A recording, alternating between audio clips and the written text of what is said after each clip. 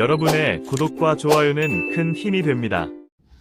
안녕하세요. 김광선 찐꿀TV 김광선 변호사입니다. 휴대폰에 앱을 까는 순간 지우게 됩니다. 이것은 이제 보이스피싱 범죄 조직이 다 원격으로 조정하는 거예요. 그래서 사실은 30대 금융맨도 이런 내용을 잘 알고 있음에도 불구하고 깜빡 속아 넘어가서 감금당하고 3,600만 원이나 뜯긴 이런 사건이 있습니다. 제가 오늘 이 사건을 여러분에게 소개하는 이유는 굉장히 흔한 일이에요. 그리고 아무리 정신을 똑바로 차리고 있어도 사실은 실수할 가능성이 커요. 딱 한 번 실수. 애플리케이션을 휴대폰에 까는 순간 그때부터 어쩔 수 없이 끌려다닐 수밖에 없는 상황이 생깁니다. 그래서 오늘은 이 부분에 대해서 경각심도 좀 드리고 그 다음에 절대로 주의를 하라는 차원에서 오늘 이 내용을 여러분에게 소개해 드릴까 합니다. 일단 본 영상을 보시기 전에 구독과 좋아요, 알림 설정을 부탁을 드리고요. 또 아마 이런 걸 당하신 분도 있을 수도 있어요. 또 여기에 대한 의견이 있으면 댓글을 달아주시면 감사하겠습니다.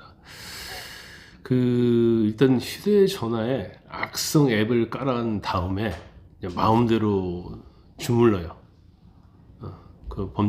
상대방 범죄인들이죠. 그래서 이걸 이제 좀비폰이라고 하는데, 좀비폰을 만든 다음에 이제 돈을 갈취하는 사례가 굉장히 급증하고 있습니다. 그래서 오늘 소개드릴 내용은 30대 금융업 종사자가 일주일이나 감금된 상태에서 3,600만 원을 빼앗겼는데 어떻게 교묘하게 이 사람을 끌어들였는지 이제 그 부분, 그래서 어떻게 돈을 빼앗았는지 그 부분을 여러분에게 소개해 드리려고 합니다. 이 30대 최모 씨인데, 이 최 씨가 한 달 전에 검찰 수사관이라는 사람으로부터 전화를 한 통 받습니다. 그러면서 당신 통장이 시중은행 불법 자금 세탁 용도로 쓰였다 이렇게 얘기하는 거예요. 그러니까 이 최 씨가 이거 보이스피싱이구나 하고 끊으려고 했는데 이 사람이 가족들의 신상을 줄줄이 얘기를 하면서 수사 대상이라고 하는 거예요. 그러니까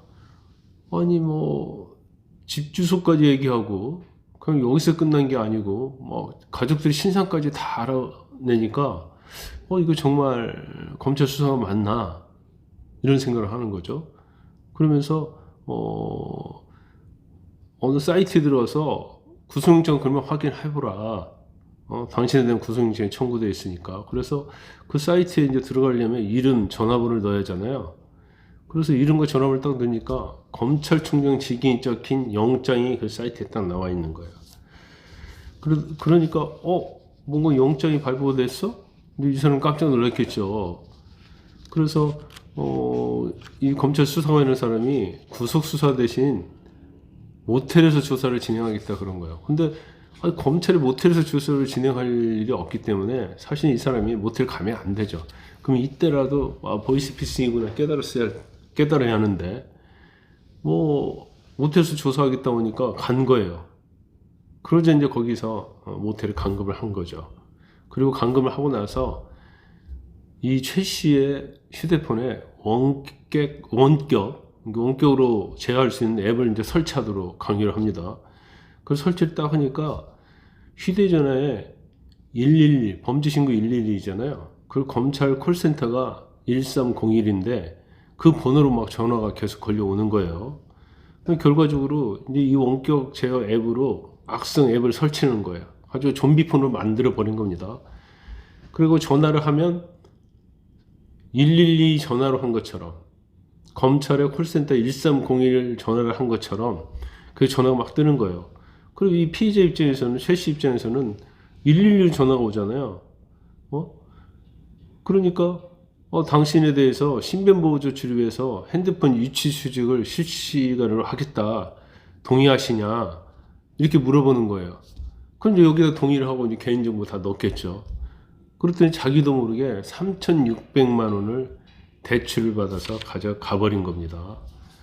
이것 자체는 휴대전화 전체를 갖다가 이 악성 앱으로 딱 장악을 해버리면 어떤 전화도 그 사람들 다 받을 수 있고요. 어떤 문자도 다 볼 수 있습니다. 그리고 피해자가 어떤 행동을 하는지 범죄자 쪽에서 다 알고 있어요. 근데 그렇기 때문에 피해자 입장에서 이걸 다 믿을 수밖에 없는 경우가 생기는 거죠. 지난해 보니까 보이피싱 사기 피해 수가 8,545억이에요. 1년 만에 이제 2배 가까이 급증을 했는데, 최근에 이제 피해 사례가 많이 늘어난 이유가 이런 좀비폰, 이런 수법 때문에 이렇게 많이 일어나고 있는 거예요. 최근에 저희도 마찬가지인데, 이제 달러 환전 보이스피싱을 여러분에게 말씀드리려고 하는데, 저희가 뭐 수임을 했고, 또 수임해서 다 이제 죄가 없는 걸로 결정을 내린 상황입니다. 대출을 받을 수 없는 신용불량자에게 대출을 해주겠다고 하죠. 그러면 다른 데서는 다 대출 안 된다고 하는데, 대출 해준다고 하니까 얼마나 고맙습니까? 근데 대출을 받는 조건이 뭐가 있냐면, 통장에서 달러를 바꾼 환전 경력이 있어야만이 당신에게 은행에서 대출을 해주게 돼 있다. 그렇게 얘기하는 거예요. 그럼 난 달러 환전 돈이 없는데 어떻게 해요? 그러니까 우리가 돈을 넣어줄 테니까 그놈을 달러로 바꿔라. 그 돈을. 그래 우리한테 다시 전달해 주라. 그런 거예요. 이 사람 입장에서는 자기 돈 하나도 안 들잖아요. 그러니까 좋다고 해서 돈을 2,500만 원 받아요. 달러로 환전했어요. 그걸 현금으로 찾아서 누구한테 전달해 주라 이런 거예요. 근데 2,500만 원 받은 돈이 어떤 돈이냐면 사실은 보이스피싱 피해자한테 받은 돈을 달러로 환전해서 자금 세탁하고 전달해 주는 거예요. 이 사람도 기다리고 있다가 나중에 보니까 통보 온 거예요. 당신의 통장이 보이스피싱에 이용되기 때문에 지급 정지됐다. 거래 정지됐다. 그럼 이때부터 본인은 보이스피싱 공범이 될 수 있는 거예요.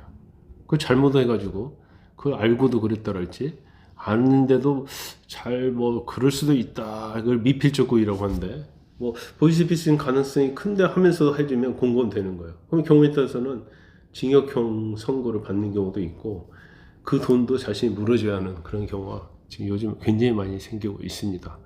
그래서 이 보이스피싱 자체가 엄청나게 진화를 많이 하기 때문에 특히 휴대폰과 관련해서 아무리 내 자신의 신상 정보를 많이 알고 있다고 하더라도 저쪽에서 그것은 일종의 개인정보를 탈취한 거고 또 그로 인해서 그 사람과 통화를 하면서 그게 좀 빨려 들어가서 휴대폰에 앱을 설치하면 그때부터는 인생이 이제 지옥까지 되는 겁니다. 이런 부분에 여러분들 주의하시기 바랍니다.